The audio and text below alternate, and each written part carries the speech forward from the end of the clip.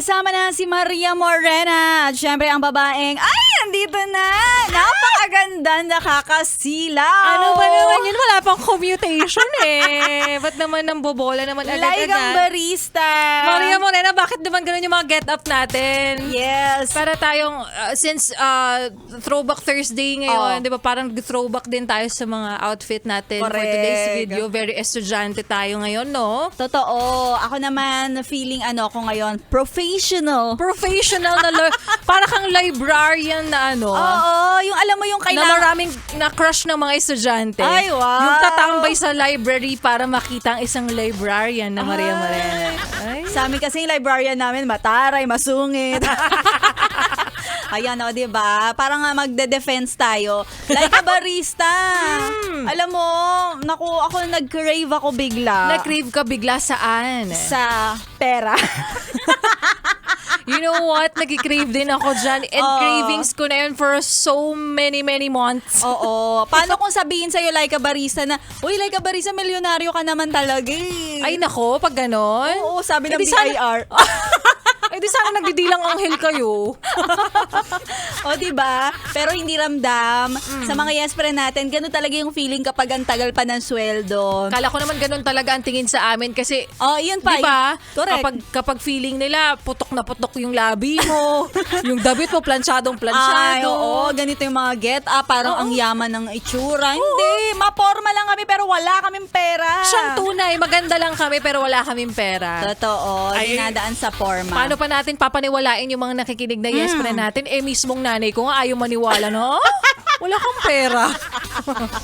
O, diba? Nakakaloka. Pero, aminin mo, like a barista, ang mahal-mahal ng bilihin talaga ngayon. Ay, siyang Sobra. tunay. Totoo Sobrang mahal na ang akala mo, talaga, malaki nga ba kinita ko talaga? Pero siguro malaki lang talaga yung mga presyo ng bilihin. Yun pa, 'di ba? Ang mahal na ng lahat, pamasahe. Ako nga sabi ko kanina, Maria Morena, sa almost ilang taon ko dito sa kumpanya, ngayon lang ako nagbilang, ha? Oo. Ngayon ko lang kinumpute yung gastusin ko. Aba, ngayon ko lang binilang na magkano ba yung transportation ko papunta dito. Ngayon ka lang nagbe-breakdown ng mga eto yung ginastos ko, nagbook ako ng Grab, Correct. nagbook ako ng ganito, naggrocery ako ng Aba, ganyan. nag-compute na ako niyan, ha? Oo. Sumasakit pa yung bulsa ko.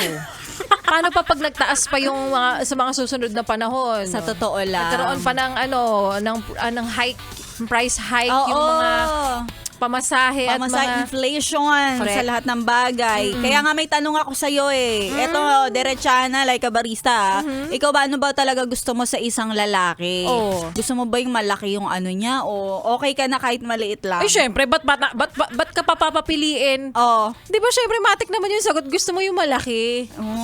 Pag gusto mo yung mas malaki, kasi kapag mas malaki, mas marami kang magagawa. Gusto ko yung nalulunod ako. May rides ba sa labas? Ang daming sumisigaw.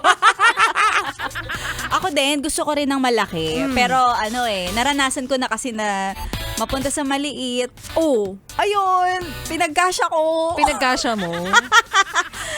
Sinikipan ko din talaga para, alam mo yun, mag-meet halfway kami. Oo. Kasi kapag hindi mo naman talaga masisisi, may mga sitwasyon, may panahon na gipit na gipit. O, diba? Totoo Talagang, naman. okay na yan, kahit maliit na yan, okay na yan, pasok na yan. Dapat yun naman talaga yung sagot natin di ba? Pero kung tutuusin, tinatanong mo na lang rin ako kung papipiliin ko Oo. maliit o malaki. Syempre, matik sa sagot mo malaki. Pero kung tutuusin, pwede mo namang isagot yan kahit maliit man yan o malaki, basta mahal ko. Di ba? O, diba? Totoo yun.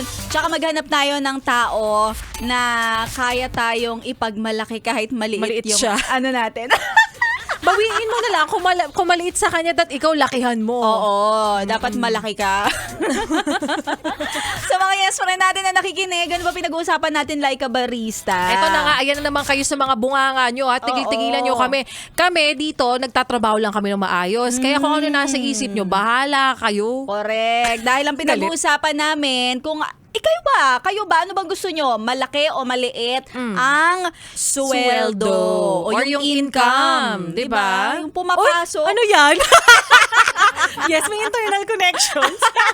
May ano tayo, telepathy na powers. Taray. Kaya sa mga yes friend natin, eto na, papasok na talaga ang malaki, ang na si Laika Barista. At aalis na ang maliit.